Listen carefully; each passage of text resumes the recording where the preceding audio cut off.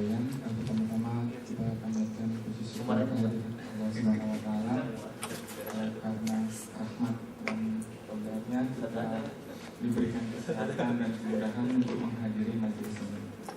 Yang kedua, salawat serta salam selalu kita curahkan pada junjungan kita Nabi Muhammad SAW beserta keluarga, sahabat serta para pengikutnya. Alhamdulillahirrahmanirrahim. Hari ini kita sudah memasuki hari ke-18 Ramadan. Insya Allah di beberapa hari ke depan kita akan memasuki 10 hari terakhir yang ketiga. Pada hari ini materi kajian yang akan disampaikan adalah mengenai fikih asyarul wa akhir dan keutamaannya. Jadi keutamaan dari 10 hari terakhir di bulan Ramadan. Alhamdulillah saat ini sudah hadir Ustaz Abdul Rahman yang akan memaparkan mengenai materi ini. Pak Ustaz, kami persilakan.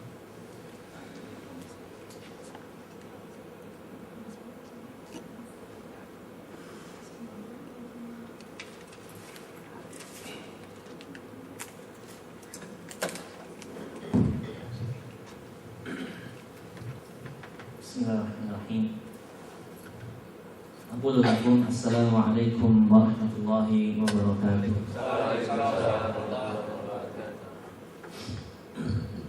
Innal hamdalillah nahmaduhu wa nasta'inuhu wa nastaghfiruh wa na'udzu billahi min shururi anfusina wa sayyiati a'malina.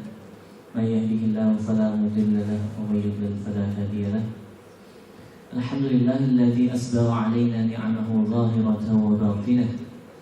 Alhamdulillahilladzi anzala al-Qur'ana fi syahri Ramadan hudan lin-nasi wa bayyinatin minal huda wal furqan. Allahumma shalli wa sallim wa barik ala nabiyyina Muhammad sallallahu alaihi wasallam alaihi wa ala alihi wa sahbihi afdhalus salati wa azkas salam. Asyhadu an la ilaha illallah wa anna sayyidina Muhammadan abduhu wa rasuluh. Faqala ta'ala a'udzu billahi minasyaitonir rajim. Bismillahirrahmanirrahim. Ya ayyuhan nasu ittaqu rabbakumul ladzi khalaqakum min nafsin wahidah. الذي خلقكم من نفس واحدة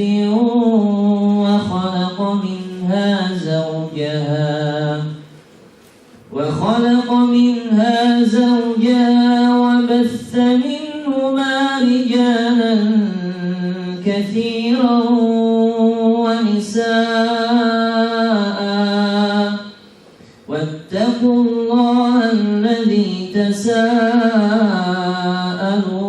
به والأرحام إن الله كان عليكم رقيبا. وقال النبي صلى الله عليه وسلم في الحديث عن أبي هريرة رضي الله عنه قال صلى الله عليه وسلم إذا جاء رمضان فتحت أبواب الجنة وغلقت أبواب النار وصفدت الشياطين متفق عليه. أما بعد أيها الأحباء إخواني وأخواتي في الله rahimakumullah.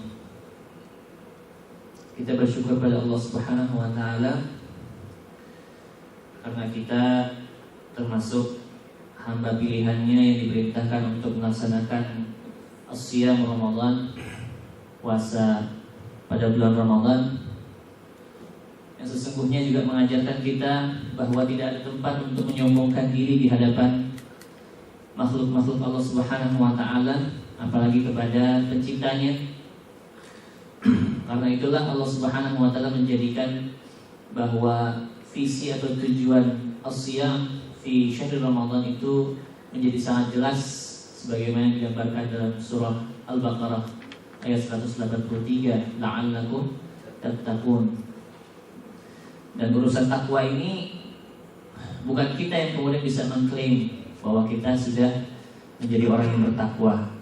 Itu sebabnya kalau kita baca Al-Quran, pernah gak ketemu ayat yang dimulai dengan ya ayyuhalladzina taqaw misalnya, wahai orang-orang yang bertakwa? Ada gak? Gak ada ya.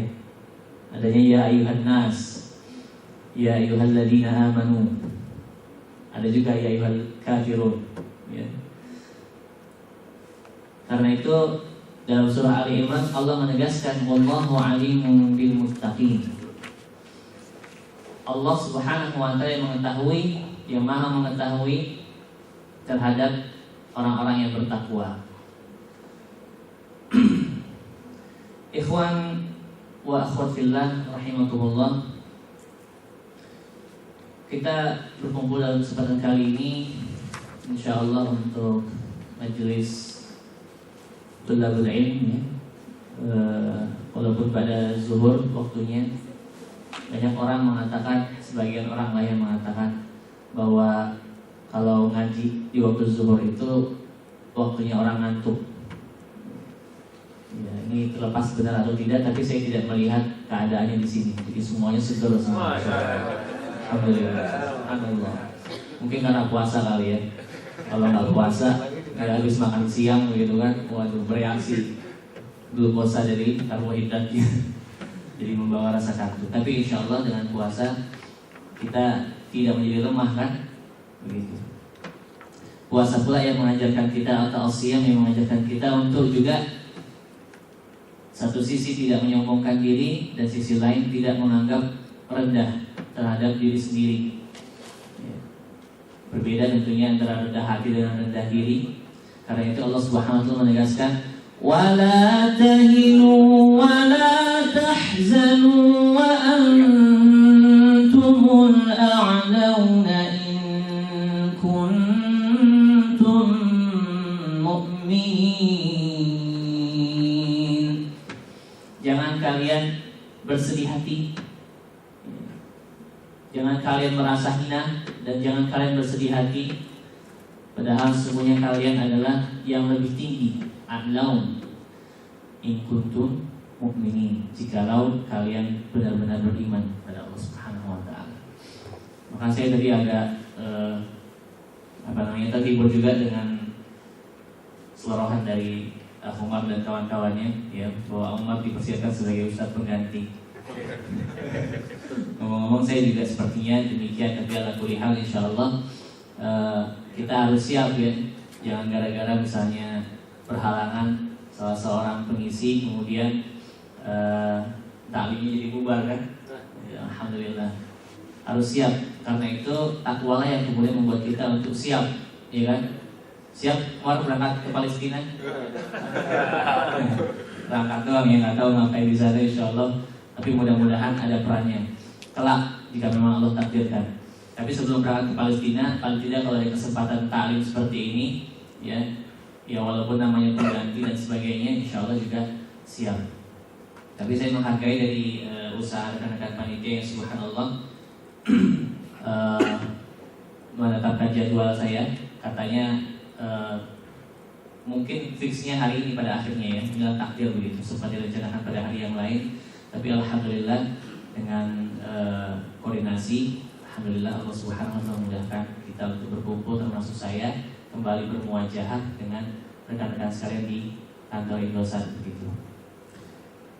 Ikhwan wa akhwat, tidak panjang kalam untuk sebagai pengantar, maka Allah Subhanahu wa taala menjelaskan tentang al-i'tikaf. Apa itu al-i'tikaf? Kalau kita baca buku-buku fikih, misalnya fikih sunnah dan sebagainya, sebenarnya kata akifun dengan al-i'tikaf, al-i'tikaf itu memiliki akar kata yang sama, dan maknanya secara bahasa adalah mengikat diri ya, atau berdiam diri terhadap suatu urusan atau suatu tempat begitu. Dan lebih khusus berbicara i'tikaf, Allah Subhanahu wa taala menyinggung dalam surah Al-Baqarah yang sama-sama kita pernah dengar atau bukan bahkan juga sudah kita hafal insyaallah, di mana Allah Subhanahu wa taala mempertegaskan bahwa wala tubashiruhunna wa antum 'akifuna fil masajid. Kata i'tikaf itu dalam Al-Qur'an banyak disebutkan dengan kata 'akifun. Ya, atau bentuk majrurnya misalnya 'akifin, sebagaimana Allah firmankan juga dalam surah Al-Baqarah ketika Allah memerintahkan Ibrahim dan anaknya Ismail untuk menyucikan rumah Allah Subhanahu wa taala, yakni Ka'bah. Letaknya ada di mana? Di Makkahul Mukarramah, belum di tempat ya. Di Makkahul Mukarramah untuk apa? Liqa'ifina wal 'akifina waruk'is sujud. Ya. Demikian Allah perintahkan antahhiral baiti lit-ta'ifin, untuk orang-orang yang tawaf. Ya. Memang tidak ada tawaf selain di Makkah itu, di Ka'bah itu. Tetapi kata al-'akifi yaitu ada di setiap masjid. Nah, permasalahan masjid ini sendiri banyak menjadi perhatian para ulama. Masjid apakah yang kemudian bisa dijadikan sebagai tempat i'tikaf, tempat i'tikaf? Ada yang menyebutkan masjid jami', ada yang mengatakan masjid apapun yang kemudian di dalamnya didirikan salat. Tapi lebih utama kalau dilaksanakan di masjid jami' agar dia tidak kehilangan kesempatan untuk melaksanakan sholat Jumat, ya, dan juga tidak kehilangan waktu untuk menunggu sholat Jumat itu sendiri di masjid tersebut. Gitu. Namun sebelum bicara tentang i'tikaf, karena memang i'tikaf adalah amalan yang sangat sebenarnya lazim dilakukan pada 10 hari terakhir. Ada sebuah hadis Rasulullah SAW bahwa beliau disebutkan idza dakhala al-ashr al-awakhir min syahr Ramadan, ketika masuk 10 hari terakhir pada bulan Ramadan, beliau syaddal mi'zar, beliau mengencangkan sarungnya. Kemudian beliau dikatakan dalam hadis itu wa aiqadha laila wa aiqadha ahlahu, dan membangunkan keluarganya, wa ahya lailahu, atau kama qala sallallahu alaihi wasallam, atau kama ruwiya, sebagaimana dia diriwayatkan. Apa maksud dari kata syaddal mi'zar? Dalam riwayat yang lain syadda mi'zarahu, beliau mengencangkan sarungnya.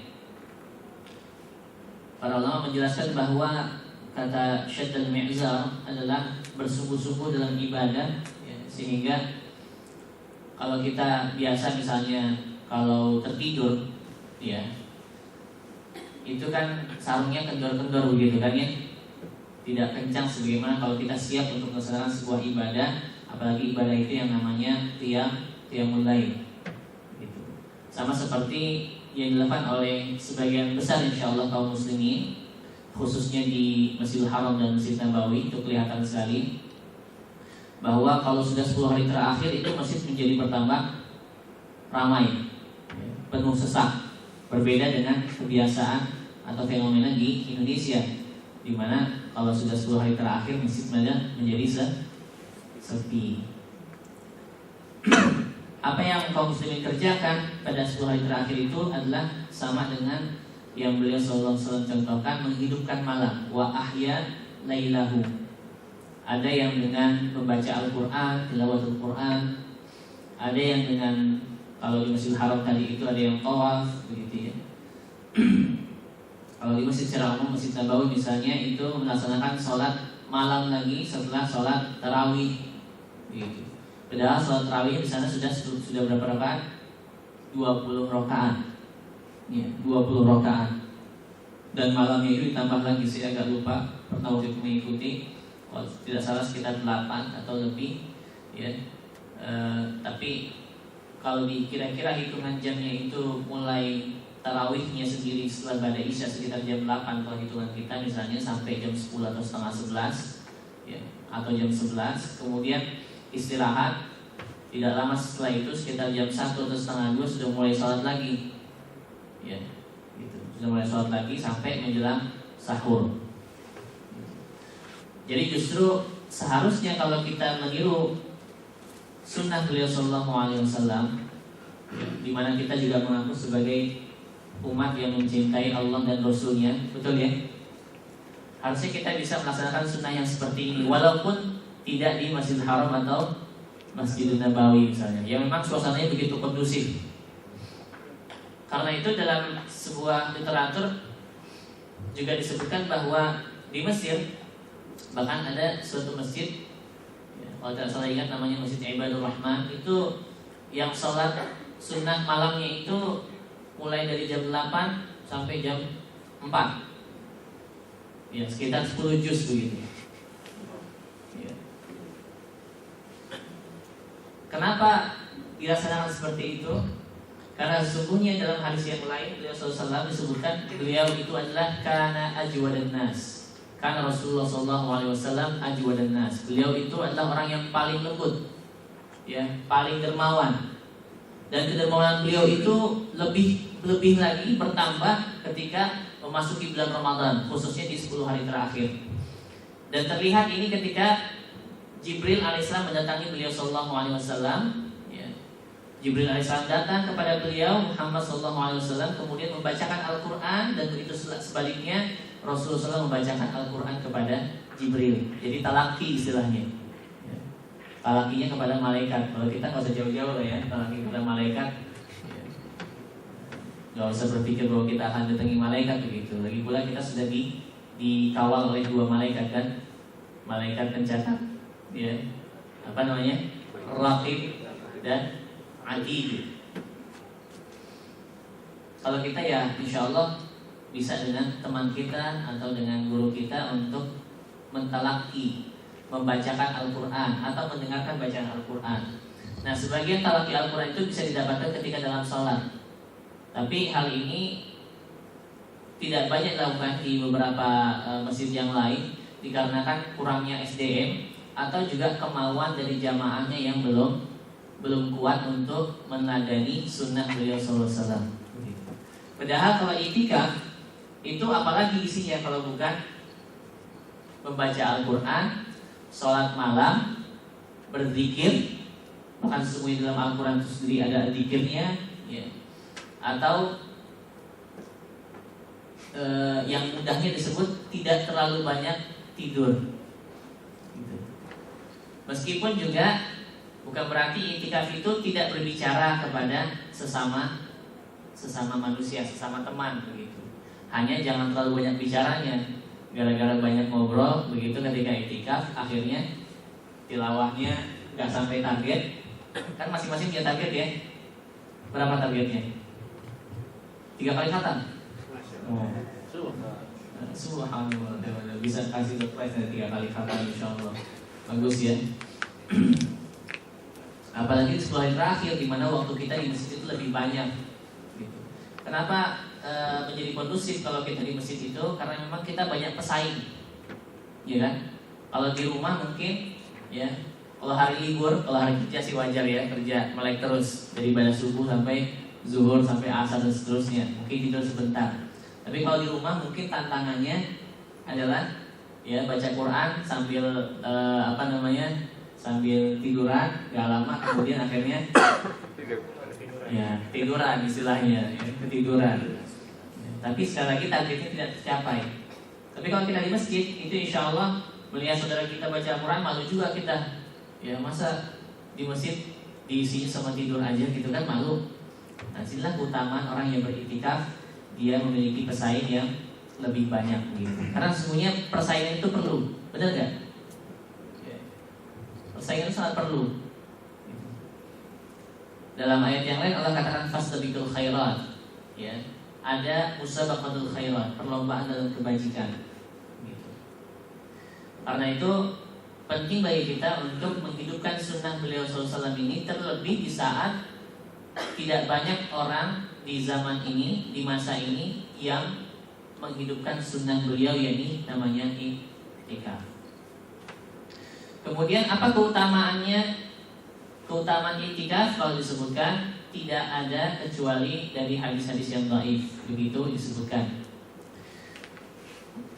Adapun kalau keutamaan al-ashrul al-awakhir, ya, itu bisa kita korelasikan kepada beberapa ayat Al-Quran atau juga hadis-hadis beliau Sallallahu Alaihi Wasallam. Yang terjelas adalah di mana Allah Subhanahu Wa Taala menjadikan satu malam yang nilainya itu lebih baik daripada 1000 bulan ada di 10 hari terakhir itu. Sehingga kalau kita beribadah pada hari itu, kita menghidupkan malamnya, maka insya Allah ganjarannya seperti kita melaksanakan ibadah dalam waktu sekitar, ada yang mengkonversi dalam hitungan tahun 83 tahun atau 1000 bulan itu. Bayangkan kalau kita di rumah misalnya ya, padahal kita masih berkesempatan untuk iktikaf. Tatkala malam Lailatul Qadar itu tiba, kita sedang tidur. Ya. Maka dari apa yang ingin dilipat gandakan? Dari ibadah tidurnya. Ya. Ini kadang-kadang kita terjebak kepada sebuah yang dikatakan hadis, padahal ini hadis yang dhaif, ya. Bahkan dikatakan hadisnya itu periwayatnya adalah dikenal pelupa atau pendusta, ya. Di mana disebutkan bahwa tidurnya orang yang berpuasa itu adalah ibadah, gitu. Sehingga gak sedikit yang termotivasi atau beralasan dengan hadis ini menjadi apologi, seakan-akan kalau tidur itu memang sudah lazimnya lemes, gitu kan? Lazimnya tidur, gitu. Jadi gak perlu disalahkan kalau orang pada bulan puasa itu sering tidur. Memang tidak salah, gitu ya, dengan tidur itu. Tapi kalau kemudian waktu yang begitu panjang diisi dengan tidur saja, kita bayangkan, padahal sesungguhnya banyak pekerjaan yang bisa selesai kalau tidak dengan tidur. Ya, mohon maaf ikhwan dan akhwat sekalian, kira-kira pekerjaan kantor selesai nggak kalau sambil tidur gitu? Ya, ketik-ketik sambil ini salah gitu ya. Atau kalau kan call center begini, ada yang pelanggan menghubungi sambil tidur juga, kita ngomongnya, ya, bisa jadi ntar komplain pelanggannya. Karena itu sesungguhnya sudah menjadi kebiasaan orang-orang salih dan mussalihin, di mana mereka itu menghidupkan malam dengan sholat, gitu. Sholat sunnah. Kalau sholat wajib kan kita nggak bisa berpanjang-panjang ya. Pernah sholat wajib setengah jam? Sholat subuh misalnya. Kalau pernah pun jarang kan. Ya, beliau itu pernah sholat subuhnya itu dari waktu fajar sampai hampir terbitnya matahari. Itu kira-kira bisa 1 jaman. Tapi dalam hadis yang lain beliau pernah sholat subuh itu dengan membaca al-mu'awwidzatain, karena ada mendengar seorang anak kecil yang menangis dan khawatir memberatkan ibunya. Bayangkan al-mu'awwidzatain itu al-falaq di rakaat pertama, kemudian an-nas di rakaat kedua. Sangat pendek kan? Sangat pendek. Ini yang biasanya kita suka nih. Kalau imamnya pas kedapatan yang bacanya pendek, waduh enak nih, ya, cepat selesai. Pas ke bagian yang panjang kita ya bingung juga bagaimana, gitu ya. Mau ngadu ke siapa, gitu ya. Ya. Tapi sesungguhnya sebenarnya di dalam sholat sunnah itu adalah kesempatan kita untuk bisa sholat dalam rakaat-rakaat yang panjang. Dan ada keutamaan memang, gitu. Terlebih beliau SAW sendiri mencontohkan, bukan sholat sendiri ya, kalau sholat sendiri itu memang bisa lebih panjang daripada sholat berjamaah. Dan kalau beliau berjamaah diikuti oleh seorang sahabat, itu beliau membaca dalam satu rakaatnya Al-Baqarah, An-Nisa dan Ali Imran. Rukunya pun sama panjangnya atau hampir sama panjangnya dengan berdirinya. Iktidalnya juga demikian, sujudnya juga demikian. Kalau kita mungkin udah kabur ya, gitu. Itu tidak mungkin dilaksanakan dalam sholat wajib. Karena itu beliau SAW menegur Mu'adz, ya. Yang Mu'adz itu sholat dengan rakaat yang panjang, melihat kondisi jamaah yang tidak kondusif untuk bisa mengikuti sholat panjang. Di situ disebutkan salah satu sebabnya adalah karena sholat wajib. Kalau sholat sunnah kan orang mudah saja ya, bisa duduk, walaupun dia mampu berdiri, boleh duduk. Dan sekali lagi keutamaan untuk sholat yang bisa panjang itu memang lebih banyak di al-ashrul awakhir. Oleh karena itu wajar biasanya masjid-masjid yang sudah menerapkan misalnya 1 juz 1 malam, itu biasanya di 10 hari terakhir meningkat menjadi 4 juz. Di tarawihnya 1 juz, nanti di malamnya lagi 3 juz.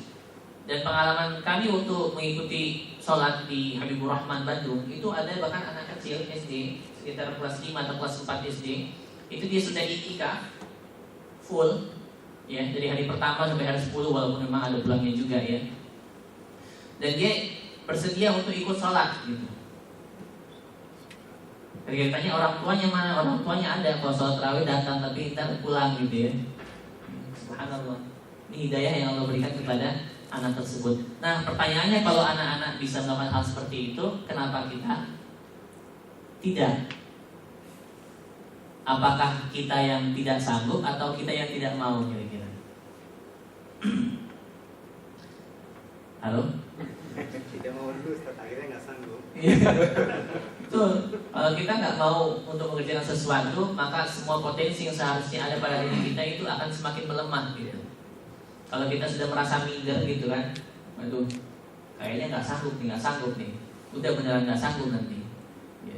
Tapi kalau kita punya mindsetnya harus dirubah dulu. Kalau kita insya Allah ya itu mau, maka insya Allah juga Allah berikan kesanggupan. Wa man jahadu fina lanahdiyannahum subulana.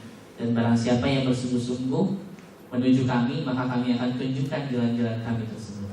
Wa innallaha lama'al muhsinin. Dan sesungguhnya Allah bersama orang-orang yang berbuat kebajikan. Jadi berbicara tentang al-ashrul awakhir, itu kalau dihitung dari mana? Malam ke 21. Dalam urusan i'tikaf ada yang menyebutkan mulai masuk ke hari 20, malam 20 gitu. Karena kalau nanti hitungan ini juga ada hikmahnya ya. Kalau nanti hitungannya itu ternyata adalah 29 hari, maka nggak jadi 10 hari terakhir kan, jadi 9 gitu. Maka untuk mengantisipasi, ada sebagian pendapat yang masuknya itu di hari ke 20. Masuknya kapan? Mulai dari maghrib gitu. Keutamaan yang lain dalam al-ashrul awakhir adalah selain malam Lailatul Qadar, juga adalah seperti tadi, meneladani sunnah beliau sallallahu alaihi wasallam. Dan kita sesungguhnya tidak menemui waktu yang terpanjang di dalam meneladani sunnah beliau sallallahu alaihi wasallam itu kecuali di hari 10 hari terakhir itu. Coba, kira-kira apa yang kita bisa iktikaf selain di bulan Ramadan dan 10 hari terakhir? Pernah iktikaf? Ya. Pernah iktikaf selain di bulan Ramadan? Ya. Karena nggak pernah bernazar untuk itikaf ya, nazarnya untuk nginterin lapangan bola gitu. Padahal sesungguhnya kita bisa saja bernazar untuk itikaf, dan kalau sudah nazar hukumnya wajib. Karena itu para ulama menyebutkan itikaf itu dari segi hukum dibagi dua. Hukumnya ada yang wajib, ada yang sunnah. Yang wajib itu adalah kalau seseorang misalnya bernazar tanpa sebab, dia bernazar untuk beritikaf 1 malam sebagaimana dinazarkan oleh Ibnu Umar, maka kata beliau, maka tunaikanlah nazarmu, yaitu itikaf pada 1 malam. Kalau 1 malam kapan maksudnya? Ya tadi permulaan malam, biasanya ba'da maghrib, kemudian selesai subuh. Sama juga dengan halnya kapan kita selesai itikaf, ya pada 10 hari terakhir itu. Ada yang menyebutkan bahwa pada maghrib ya, hari ke terakhir. Tapi kalau dia berkemampuan untuk tetap sampai sholat id, maka lebih utama untuk melakukan hal demikian itu. Jadi ini yang kemudian harus kita teladani dari beliau SAW. Dan sekali lagi banyak orang yang bertanya, kalau saya i'tikaf tidak full 10 hari boleh tidak? Jawabannya boleh, kecuali Anda bernazar untuk i'tikaf 10 hari, karena itu wajib gitu. Tapi kan ini tidak wajib, hukumnya sunnah. Nah kalau sunnah, seseorang itu boleh fleksibel untuk memutus kapanpun dia membatalkan i'tikafnya. Hanya saja kalau nanti dia masuk kembali ke masjid, dia hendaknya memperbaharui niat. Karena yang membedakan antara seseorang dengan orang lain dalam suatu ibadah adalah niatnya. Seseorang yang masuk masjid tanpa berniat iktikaf, maka tidak ada pahala iktikaf di dalamnya. Tapi kalau dia masuk ke masjid walau hanya sebentar, sekitar 1 jam atau kurang misalnya, dengan niat untuk iktikaf, maka insya Allah dia mendapatkan pahala dari iktikaf itu tersebut. Jadi mudah-mudahan ini yang sebagai pengantar ya dari fikih. Fikih itu sebenarnya pemahaman yang mendalam, jadi itu belum terlalu mendalam. Kapan mendalamnya? Kalau kita mau menceburkan diri dalam prakteknya. Jadi tidaklah bermanfaat banyak ilmu itu kecuali dengan dipraktekkan. Siap mempraktekkan? Yang akhwatnya siap? Iya. Kalau di Masjid Ar-Rayyan sendiri ada tempat insya Allah ya. Di masjid-masjid lain juga insya Allah mungkin lebih kondusif. Jadi tinggal kita kemauannya. Dan beliau bersama istri-istri beliau juga pernah iktikaf. Bahkan sepeninggal Rasulullah itu istri-istrinya melanjutkan iktikaf. Dan di dalam hadis disebutkan bahwa beliau pada tahun wafatnya itu iktikafnya bahkan 20 hari. Kita 20 hari udah lewat ya. Udah gak bisa 20 hari artinya. Maka 10 hari ini masih bisa, insya Allah. Demikian insya Allah akan ditakdirkan sampai jam 1. Aku qouli hadza wa astaghfirullah lakum li wa lakum. Ya. Oh iya.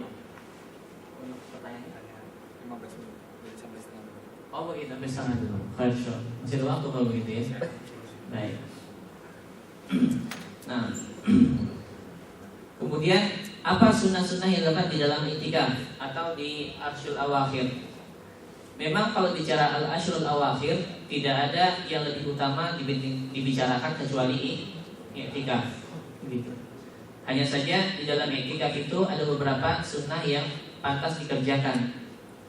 Bahkan sebagian menyebutkan bahwa beliau SAW itu ketika mempraktekkan iktikaf dan beliau memerintahkan untuk mendirikan tenda di masjid, ya, itu pantas juga untuk ditiru dan itu menjadi sunnah.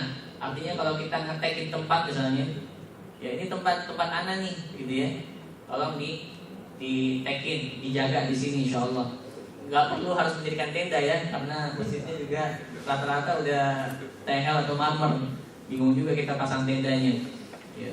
Kalau yang nggak suka nyamuk, gampang. Ya sekarang juga ada itu model apa namanya, seperti dum kecil, yang kelambu, ya yang bisa dilipat, ya sampai kecil sekali, ya atau jadi bentuk lingkaran. Nah itu anggaplah tenda kita begitu. Kalau memang nyamuk masalahnya, gitu. Kalau memang masalahnya kerja dan kerja itu sebagai daripada kewajiban kita, maka kira-kira kalau kita menghadapi kondisi seperti itu, mana yang harus kita dahulukan? Yang wajib atau yang sunnah? Yang wajib. Jadi tidak ada alasan karena iktikaf akhirnya pekerjaannya dilalaikan, ditinggalkan. Tapi juga jangan beralasan karena kerja, toh kerjanya juga tidak 24 jam. Selebihnya biasanya di rumah kan ya. Ya, atau mungkin berbelanja misalnya.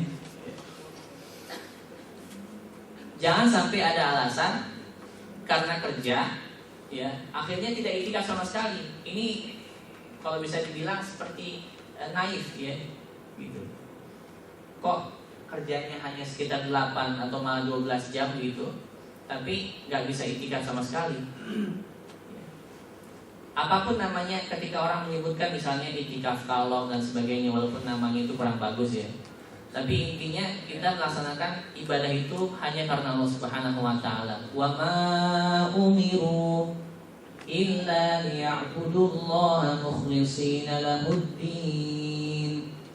Nah, emang bisanya begitu iktikafnya? Ya, mau gimana lagi? Memang sih kita pengennya kalau ada kesempatan nanti misalnya punya perusahaan sendiri. Amin. Amin. Ya, kita mengkondisikan diri kita, bahkan kalau bisa karyawan kita untuk iktikaf full 10 hari. Ya, amin. Amin. Harapkan. Iya. Tapi jangan gara-gara itu habis ini langsung apa ya? Langsung jadi semua gitu ya. Ya. Terkadang kabut di dosa, tapi enggak juga insya Allah. Nah, oleh karena itu sekali lagi kita bisa saja mensiasati waktu yang ada, apakah malamnya. Ya. Tapi kalau sudah misalnya kita bisanya malamnya saja, itu sekali lagi tolong usahakan maksimalkan waktu yang ada untuk tidak mengisi dengan canda tawa saja atau silaturahim dengan teman-temannya yang sesungguhnya juga sudah sering ketemu begitu ya, dibandingkan dengan membaca Al-Quran atau sholat malam gitu. Kenapa sih kita itu sholat berjamaah pada sholat tarawih dan sholat malam? Karena kita sesungguhnya ingin sholat dengan rakaat yang lebih panjang, hanya karena hafalan kita beda-beda gitu. Biasanya kita ikut imam, yang imam itu sesungguhnya harusnya memang memiliki hafalan yang lebih banyak daripada makmumnya, kan begitu ya. Ya umul qaum aqra'uhum li kitabillah, yang mengimami suatu kaum itu adalah yang paling banyak hafalannya terhadap Al-Quran, yang paling baik bacaannya terhadap Al-Quran begitu. Demikian juga contohkan Nabi Umar bin Khattab ketika menunjuk Ubay bin Ka'ab radhiyallahu anhu yang baik hafalannya dan sangat dekat dengan Rasulullah SAW dalam hal Al-Quran dan pengajarannya, untuk mengimami kaum muslimin pada saat itu yang dilihat seperti berceceran begitu. Ada yang sholat berjamaah, ada yang sholat sendiri-sendiri begitu kan. Akhirnya dipersatukan untuk sholat bersama Ubay bin Ka'ab sebanyak 20 rakaat. Kemudian bicara dari sunnah sudah, yang membatalkan i'tikaf ya. Yang paling tegas disebutkan dalam Al-Quran hanyalah pada ayat Al-Baqarah di mana Allah berfirman, yang saya bacakan, wala tubashiruhunna wa antum aqifuna fil masajid. Nanti kalau bawa mushaf coba ditengok lagi, itu ada pada 187 kalau tidak salah ya. Di mana kata wala tubashiruhunna ini juga menjadi perhatian para ulama. Apa yang disebut dengan wala tubashiruhunna? Dan yang menjadi pendapat yang lebih rajih, yang lebih kuat adalah hubungan suami istri atau jima, gitu. Jima yang sangat dilarang pada waktu kita sedang beriktikaf. Ini pula yang mempertegas bahwa iktikaf itu harus di masjid.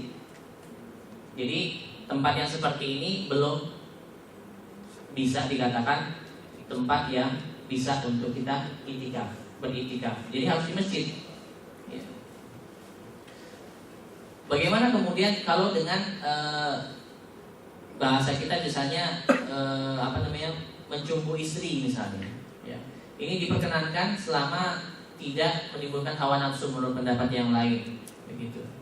Jadi kalau kita gampangnya untuk lebih menjaga kehati-hatian seperti Imam Syafi'i bahkan bersentuhan wudhu saja membatalkan, begitu. Maka seharusnya untuk ikhwan yang masih muda, ya, atau akhwat yang masih muda juga dan sudah menikah, hendaknya lebih menjaga kedekatan dengan istrinya, khususnya di 10 hari terakhir. Ya, jadikanlah malam 10 hari terakhir itu sebagai malam-malam yang khusus untuk beribadah pada Allah Subhanahu wa taala, begitu. Bahkan kalau bisa ajak istrinya untuk bersama-sama iktikaf. Walaupun anaknya bisa dibawa, silakan, itu juga satu hal yang baik, asalkan bisa menjaga kekhusyuan selama iktikaf di masjid itu, insyaallah. Baik. Saya pikir sementara demikian dulu ya. Mungkin nanti dari teman-teman ada yang ingin ditambahkan atau diperjelas, silakan. Tafadhol masykuran. Terima kasih kepada rekan-rekan sekalian, bila ada yang masih kurang paham atau kurang mengganjal di pikiran, mungkin bisa ditanyakan untuk akhwat sama kalian sekalian. Pak Ustadz. Ya, silakan.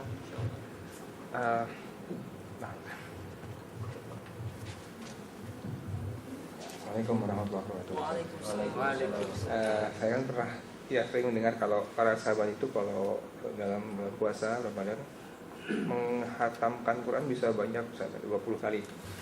Sedangkan kalau kami, ya mungkin kalau kita bacanya seperti ke Pak Ustadz tadi bagus, lancar, itu kayaknya nggak mungkin bisa sampai 2 kali pun mungkin nggak bisa kali ya. Nah, apakah mereka itu memang sudah hafal sampai itu dan baca cepat? Apa gimana? Nah, sedangkan kita harus seperti apa biar bisa seperti mereka ini hatamnya banyak ya. Gitu.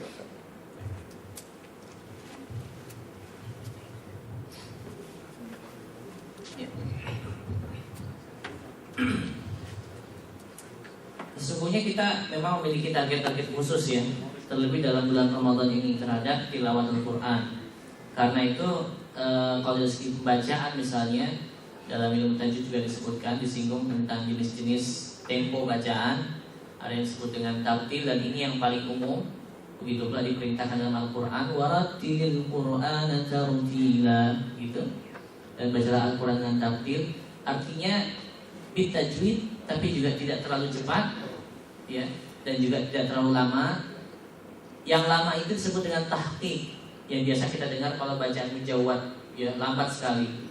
Setiap hurufnya sangat jelas. A'udzu billahi minasy syaithanir rajim. Ini entahmu nih kalau bacanya seperti ini, ya, nggak akan sampai 20 kali khatam dalam satu Ramadan. Ada juga yang lebih cepat daripada tartil, yang hadar itu. Hadar itu bacanya cepat dan cenderung mewasal kan. Kalau kita baca misalnya A'udzubillahi minasyaitonir rajim, bismillahirrahmanirrahim, alhamdulillahirabbil alamin, itu kalau Al-Fatihah. Kalau Al-Baqarah alif lam mim, dzalikal kitabu la raiba fihi hudan lil muttaqin alladzina yu'minuna bil ghaibi wa yuqimuna as-salata wa mimma razaqnahum yunfiqun walladzina yu'minuna bima unzila ilayka wa ma unzila min qablik wa bil akhirati hum yuqinun ulaika 'ala hudan min rabbihim wa ulaika humul muflihun. Intinya tajwidnya tetap terpakai, walaupun mungkin memang tidak akan sesempurna kalau bacaan tahqiq atau tartil. Karena itu Allah Subhanahu wa taala benar-benar memilihkan tempo bacaan yang sangat ringan bagi kita, yakni tartil itu. Gitu. Tartil, sehingga kita tidak kerepotan untuk membaca secara pelan begitu ya. Waktu kita kan sedikit, ya kan? Apalagi kalau karyawan, pekerja. Waduh, waktunya sangat sedikit kalau baca dengan lambat. Boro-boro mau ngajar satu juz satu hari gitu ya. Sehingga bacaan yang tartil itu insya Allah cukup. Ada lagi yang pertengahnya at-tadwir, antara tartil dengan hadar. Itu yang biasa kita kalau dengar Syekh, misalnya Syekh Abdul Rahman As-Sudais, ya, Imam Makkatul Mukarramah salah satunya, itu kan bacanya begitu. Ya. Dia agak cepat daripada tartil, tapi kadang-kadang dia melambat menjadi tartil. Begitu. Innal ladzina kafaru sawa'un 'alaihim a anzartahum am lam tunzirhum la yu'minun khatamallahu 'ala qulubihim wa 'ala sam'ihim wa 'ala absarihim ghishawah wa lahum 'adzabun 'adzim. Jadi tadwir. Nah, kalau kita memiliki target, tergantung target kita harus dipasang dulu kan. Wah, saya target Ramadan kali ini harus khatam misalnya 3 kali. Maka insya Allah bacaan tartil memadai, asalkan waktunya cukup. Kenapa? Karena dengan bacaan yang tartil itu biasanya mengkhatamkan 1 juz misalnya itu hanya perlu waktu sekitar 30 sampai 45 menit dengan bacaan yang tartil. Jadi kalau misalnya 45 menit dan waktu kita hanya 10 jam satu hari misalnya untuk Al-Quran, sampai nggak 10 jam? Berarti 3 hari sekali kita khatam. Gitu. Ya. Bahkan 45 menit berarti masih lebih banyak lebihnya kan? Gitu. Tapi kalau kita misalnya punya target hanya sekali, ya bisa saja kita baca dengan tartil plus mentadaburi ayat-ayatnya dengan perangkat tafsir terjemah gitu. Karena Al-Quran sebagaimana Allah firmankan dalam surah Shad, ya, itu bukan hanya diperintahkan untuk dibaca, tetapi juga Allah perintahkan untuk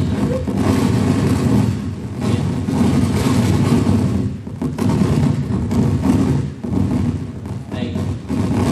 Itu juga Allah perintahkan untuk membacanya dengan penghayatan.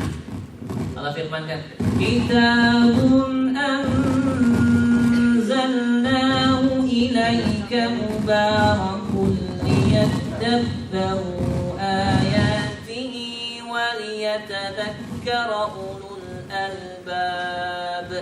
Gitu. Ya. Saya coba tuh bentar ya. Bisa enggak? Berarti ini.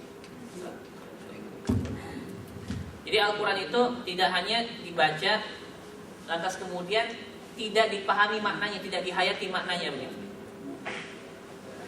sebuah kitab yang kami turunkan kepada engkau mubarakun, penuh dengan keberkahan.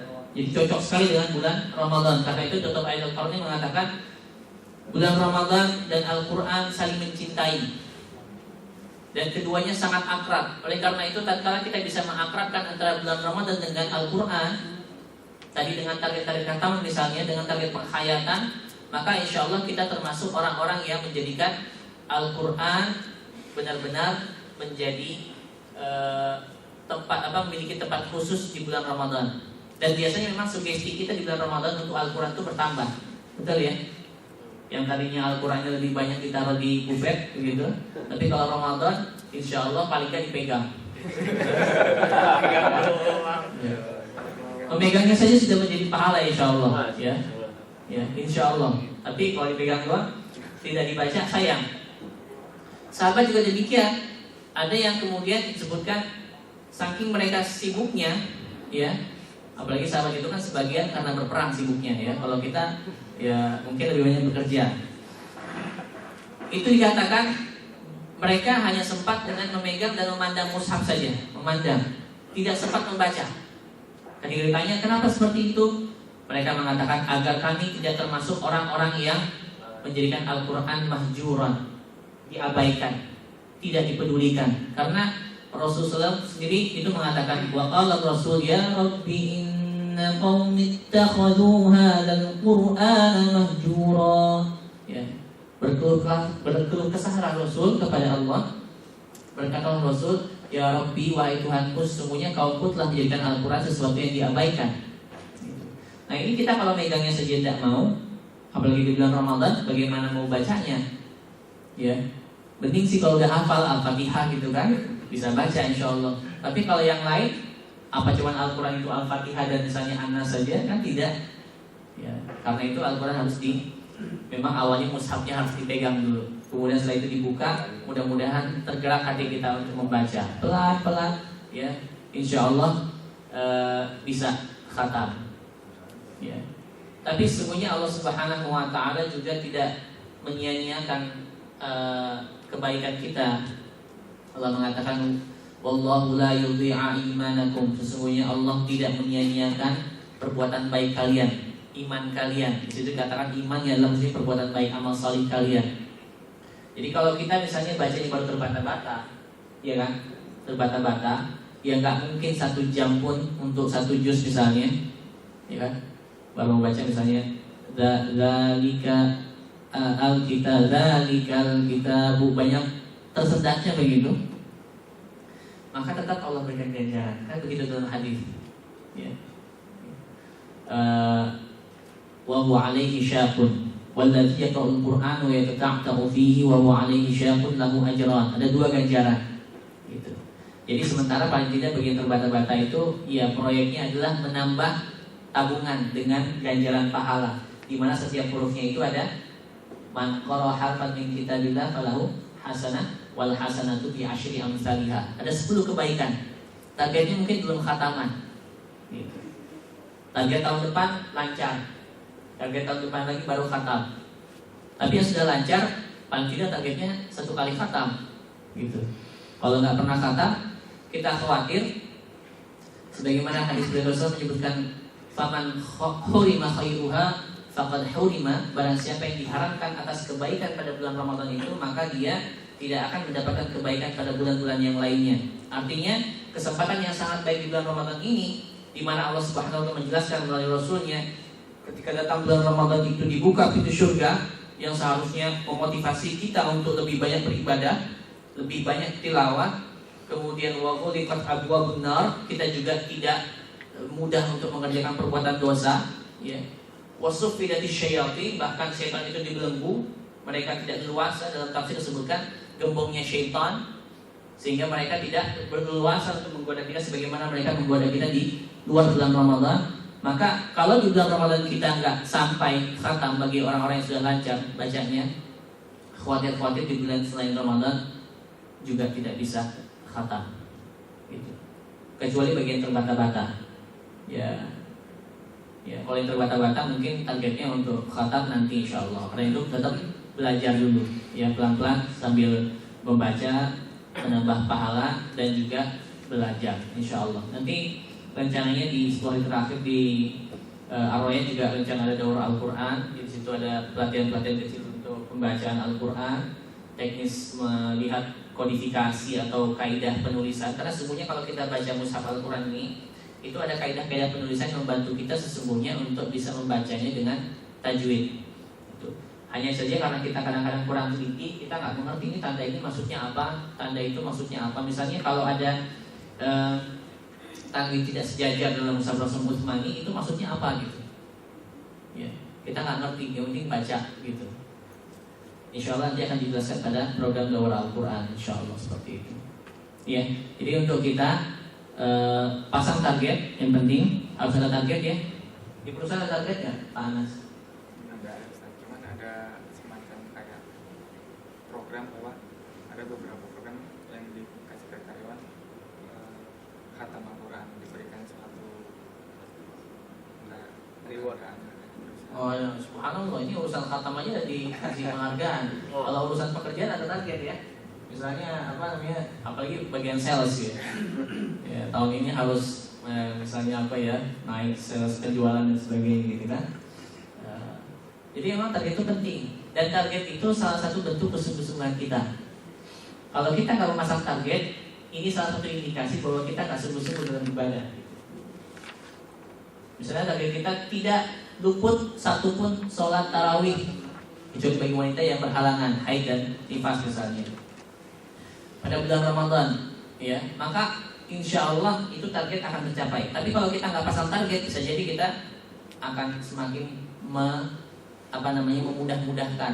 Ya, ntar aja lah sholat tarawihnya, habis tidur, benar-benar bangunnya nggak sampai udah mau subuh atau pas mau makan, bingung kita milih ini antara makan atau sholat tarawih gitu kan. Akhirnya sholat tarawihnya enggak, makan aja gitu ya.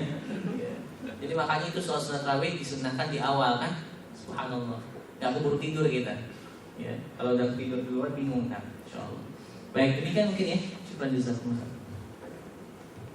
Mungkin kepada rekan-rekan yang lain ada yang mau ditanyakan?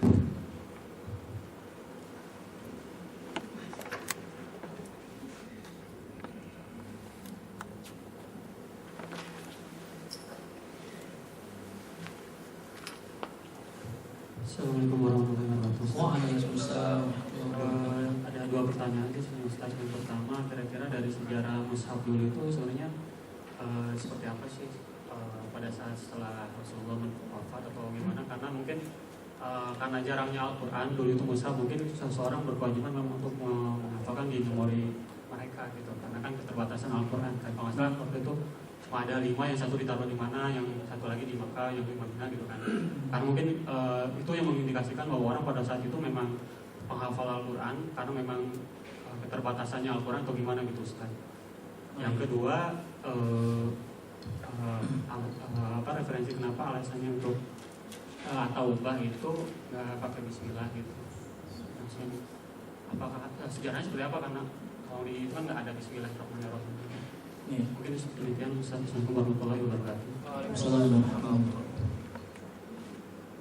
Baik. Kalau untuk sejarah lebih detail itu bisa dibaca di sejarah pengkodifikasian Al-Quran ya. Kemudian secara ringkas saja, itu Al-Quran yang kita tahu sebenarnya adalah memang kan awalnya turun kepada Rasulullah SAW itu secara berangsur-angsur ya. Salah satu tujuannya adalah untuk memudahkan hafal ya. Dan beliau SAW itu bagaimana kita mafhum, beliau adalah Nabi Ummi yang tidak bisa baca dan tulis. Apa hikmahnya? Dalam surah Al-Ankabut Allah katakan wa ma kunta tatlu min qablihi min kitabin wa la takhutuhu bi yaminik idzal lartabal mubtilun. Ya. Tidaklah kamu sebelum Al-Quran itu ya, itu membaca Alkitab, kitab-kitab yang lain, atau tidak juga engkau menulis dengan tangan kananmu. Kalau demikian halnya, ya, kamu bisa baca, kamu juga bisa menulis, maka akan semakin benarlah, semakin kuatlah keraguan dari orang-orang yang mendustai Al-Quran itu dari Allah Subhanahu Wa Taala atau wahyu. Tetapi kalau kita sebut Al-Quran, sesungguhnya dalam ulumul Quran disebutkan Al-Quran itu lebih mengacu kepada bima yuhfazu fis sudur, lebih terpelihara dalam hati, gitu.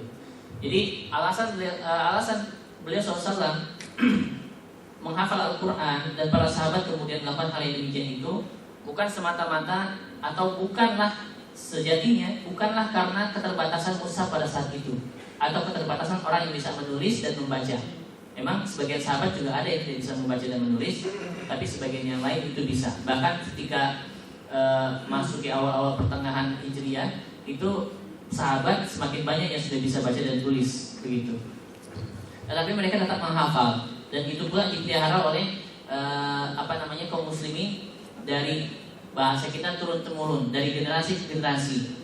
Imam Syafi'i misalnya, ya Imam Malik dan seterusnya, itu ulama-ulama atau salafus salih sebelum kita biasanya sebelum memulai dari ilmu-ilmu yang lain itu mulai dari Al-Quran, dan Al-Quran dimulaikan dengan menghafalnya, gitu, menghafalnya. Kenapa? Agar mengacu kepada tadi itu bima yuhfazu fis sudur, dipelihara dalam hati.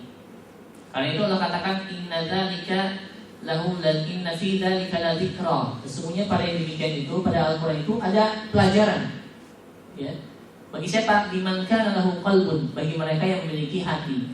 Dari ayat ini dikatakan bahwa tempat yang paling utama adalah di hati Al-Quran itu.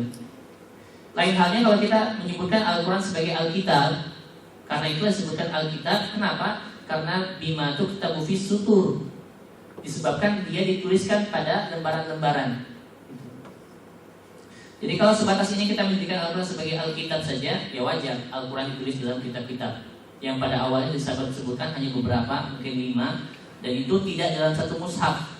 Hanya pada masa Abu Bakar dan kemudian Utsman bin Affan itu diperbanyak sekitar 9 atau 11 eksemplar dan dikirim ke wilayah-wilayah di mana kaum muslimin telah menjadi penguasanya, begitu.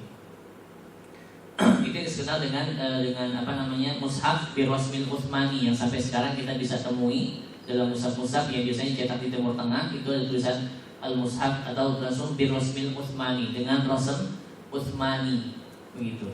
Hanya perbedaannya pada masa Rasulullah, ya, kemudian pada masa sahabat itu tidak ada harokat dan titiknya. Ya, hanya kemudian pada masa Khalifah Abdul Malik bin Marwan itu disempurnakan dengan harokat dan titik, ya, harokat dan titik. Sebelumnya pada masa Ali hanya dipakai harokatnya saja, tidak titiknya, gitu. Sampai sekarang kita temu Al-Quran yang ada harokatnya, ada titiknya, sehingga kita tidak menjadi susah untuk membacanya. Jadi sekali lagi bukanlah alasan karena Al-Quran itu terbatas pada saat itu pencetakannya, apalagi belum ada percetakannya, ya. Masih tulis tangan dan sebagainya, bukanlah menjadi alasan kenapa Al-Quran itu dihafalkan. Akan tetapi Al-Quran itu dihafalkan karena ingin satu, menadani Rasulullah SAW, yang kedua agar menempatkan Al-Quran itu di tempat yang terbaik di manusia, yakni letaknya di hati. Kenapa bukan di sini gitu ya, di memori saja?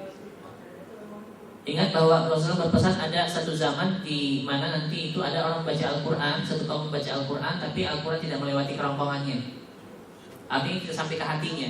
Karena itu ayat yang tadi liyadabbaru ayati, ayat yang untuk ditadaburi, waliyatadzakkaru ulul albab, dan agar orang-orang yang memiliki akal sehat itu mendapatkan pelajaran. Dan itu tidak mungkin kecuali Al-Quran sudah masuk dalam hatinya, gitu. Kalau Al-Quran baru sampai di sini saja, kita mohon maaf, seperti Umar bin Khattab saja yang sudah hafal Quran, itu sepeninggal beliau SAW, beliau mengatakan, siapa yang berani mengatakan beliau SAW itu telah wafat, maka aku akan penggal lehernya, gitu. Beliau tidak percaya bahwa beliau SAW itu bisa wafat, sampai saat Abu Bakar tampil ke hadapan dan kemudian membacakan ayat wa ma Muhammadun illa rasul, ya, wa ma Muhammadun illa rasulun qad khalat min qablihi rusul afa immata aw qutila qalabtum ila aqabikum, dan seterusnya. Kemudian Umar bin Khattab radhiyallahu anhu pada saat itu mengatakan, hampir-hampir aku tidak pernah mendengar ayat ini. Umar yang hafal Quran, yang baik hafal Qurannya juga, itu ketika ditimpa musibah dan kemudian diingatkan dengan ayat ini, mengatakan, aku tidak pernah, hampir-hampir aku tidak pernah mendengar ayat ini sebelumnya, gitu. saking beratnya ujian ditinggalnya oleh Rasulullah SAW. Kita pun demikian, untuk menjawab tantangan-tantangan kita harus kita cekatan dalam membaca ayat-ayat Al-Quran itu. Ada kesiapan untuk menghadirkan ayat Al-Quran untuk menjawab permasalahan-permasalahan kita. Nah, kalau permasalahan muncul membutuhkan jawaban yang cepat, kemudian kita harus mengacu kepada mushaf dan kita nyari surat apa ya, ayat berapa ya, gitu. Yang ada pada akhirnya kita tidak lebih banyak mengambil Al-Quran sebagai rujukan, gitu kan? Padahal kata Allah, fa in tanaza'tum fi syai'in, jika kamu berlainan pendapat tentang sesuatu, farudduhu ilallahi wa rasulih. Ya, in kuntum tu'minuna billahi wal yaumil akhir. Maka kembalikanlah kepada Allah dan Rasulnya, maksudnya Al-Quran dan juga hadis-hadis Rasulullah SAW, jika kalian benar-benar beriman kepada Allah dan hari akhir. Dzalika khairu wa ahsanu ta'wila. Jadi bikin itulah cara yang paling baik dalam pengembalian untuk menjawab permasalahan-permasalahan atau perbedaan-perbedaan yang muncul di antara kalian. Begitu. Jadi sekali lagi itu bukan alasan kalau memang mushaf. Jadi sekarang bukan alasan juga bagi kita karena mushaf sudah ada dalam kitab-kitab seperti ini, lantas rasanya tidak perlu lagi untuk menghafal. Ya. Sesungguhnya masih sangat terbuka lowongan untuk menjadi penghafal Quran. Dan sesungguhnya juga sahabat Rasulullah SAW itu merasa, ya, semuanya itu merasa ingin untuk menghafal Al-Quran, termasuk Khalid bin Walid yang dikenal panglima perang dan memang dikenal hafalannya paling sedikit, tapi itu karena panglima perang dan sibuk perang gitu ya. Kalau kita kira-kira sibuk apa gitu yang menjadikan kita untuk tidak menghafal Al-Quran, padahal kita sesungguhnya punya kemampuan untuk itu gitu. Baik, yang kedua tadi mohon maaf apa saya ada apa? Iya, surah At-Taubah ya. Baik, ini waktunya ada. Baik. At-Taubah itu para ulama menjelaskan setidaknya ada dua alasan. Yang pertama adalah isi kandungan yang sama dengan surah Al-Anfal, berbicara tentang perang. Ya, sehingga para sahabat itu khawatir, ya, jangan-jangan surah Al-Anfal dengan At-Taubah ini adalah satu surah. Gitu. Ya, satu surah. Meskipun dari segi susunan dan juga penamaan surat itu bersifat tauqifi dari Rasulullah SAW. Jadi para sahabat dalam penyusunan mushaf itu meninggalkan sebagaimana yang disampaikan oleh beliau SAW saja. Kalau beliau tidak membacanya dengan basmalah atau itu, maka mereka juga tidak menulisnya dengan basmalah. Sama seperti misalnya ta'awudz. Kenapa ta'awudz tidak dimasukkan? Dan ini merupakan ijma' para ulama bahwa ta'awudz itu bukan bagian daripada Al-Quran. Termasuk basmalah juga, itu juga bukan merupakan bagian daripada Al-Quran kecuali di surah An-Naml tentang kisah Nabi Sulaiman, wa innahu min Sulaiman wa innahu bismillahirrahmanirrahim. Adapun Al-Fatihah ini perbedaan pendapat, terjadi perbedaan pendapat. Ada yang mengatakan ia bagian daripada surah Al-Fatihah, ada yang mengatakan tidak merupakan bagian dari surah Al-Fatihah. Gitu. Yang kedua adalah surah yang dimulai dengan basmalah itu sendiri mengandung, sebenarnya basmalah sendiri mengandung makna sifat Rahman, ya, sifat kasih dan sayangnya Allah Subhanahu wa taala dan Ar-Rahim. Tapi kalau kita lihat ayat pertama dari surah At-Taubah atau Bara'ah, itu sudah menjelaskan bagaimana Allah Subhanahu wa taala berlepas diri, bara'atun minallahi wa rasulihi, bara'atun minallahi wa rasulihi, bara'atun minallahi wa rasulihi ilal ladzina ahadtum minal ladzina asyraku. Jadi Allah dan Rasulnya sudah berlepas diri daripada orang-orang musyrik, gitu. Bagaimana mungkin akan diberikan kasih sayang kepada mereka kalau Allah saja sudah berlepas diri, gitu. Jadi ini adalah satu indikasi bagaimana Allah Subhanahu wa taala tidak menyampaikan sifat kasih sayangnya kepada orang-orang musyrik dan sebagainya, kecuali di dunia saja, ya, gitu. Wallahu a'lam. Untuk sifat Ar-Rahman, ya. Tapi ayat itu sekali lagi basmalah tidak menjadi bagian daripada surah At-Taubah, hanya saja memang sama-sama dimulai dengan ba, ya. Bismillah kan dari ba juga, ya. Sementara At-Taubah juga dari ba. Karena itu kalau dari ilmu tajwid, kalau kita menyambung surah, ya, dan kemudian di akhir surahnya itu ada hukum iqlab, itu pun berlaku ketika kita membaca menyambungnya dengan surah At-Taubah. Misalnya surat Al-Ikhlas, kita baca walam yakul lahu kufuwan ahadun bara'atum minallahi wa rasulihi ilal ladzina 'ahadtum. Itu ada iqlabnya, hukumnya, ya. Sama dengan kalau menyambung surat selain surat At-Taubah yang dimulai dengan basmalah. Walam yakul lahu kufuwan ahadun. Bismillahirrahmanirrahim. Qul a'udzu birabbil falaq. Itu. Jadi dari segi hukum pun juga tidak berbeda. Wallahu a'lam bishawab. Terima kasih, dan sebelum tutup saya ingin menyampaikan hadis yang disampaikan oleh Nabi SAW di mana beliau berpesan kepada Ibnu Umar, Ya Abdullah, wahai hamba Allah, la takun mithla fulan. Jangan kamu seperti fulan. Bagaimana fulan itu? Yang tadinya dia itu rajin sholat malam, tapi setelah itu dia meninggalkannya, tidak pernah sholat sama sekali. Ini juga menjadi pelajaran bagi kita. Setelah ditempa dalam bulan Ramadan, sholat tarawihnya nggak pernah ketinggalan. Ya, jangan sampai nanti, mohon maaf, kadang-kadang belum bulan berselang 2-3 bulan, baru bulan Syawal saja, ya sholat malam kita sudah keteteran atau malah ketinggalan, tidak dihidupkan malamnya sama sekali. Karena itu yang menjadi cara mudah adalah sekali lagi sholat malam sebelum tidur, sebagaimana beliau pesankan kepada sahabat, salah satunya Abu Dzar, wahai Abu Dzar, ya sholatlah witir sebelum tidur. Ya, dan witir itu ganjil jumlahnya bisa 11 sekalipun. Ya, sama seperti kita mengerjakan sholat tarawih. Tinggal kemauan kita, mau enggak kita? Kalau mau, insya Allah kita bisa memelihara sholat malam kita. Insya Allah. Demikian, mohon maaf untuk hal-hal yang tidak berkenan dan harap maklum untuk segala kekurangannya. Dan terima kasih untuk segala perhatiannya. Aku qouli hadza wa astaghfirullah wa lakum. Jazakumullahu khairan wa husni ihtimamikum wal 'afwu minkum. Tsumma assalamualaikum warahmatullahi wabarakatuh. Waalaikumsalam.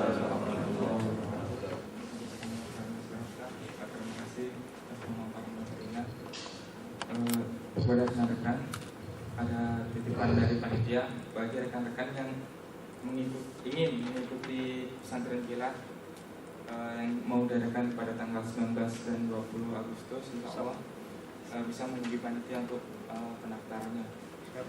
Demikian acara kajian Kaisar Jember kali ini. Terima kasih atas kehadirannya. Assalamualaikum warahmatullahi wabarakatuh. Waalaikumsalam.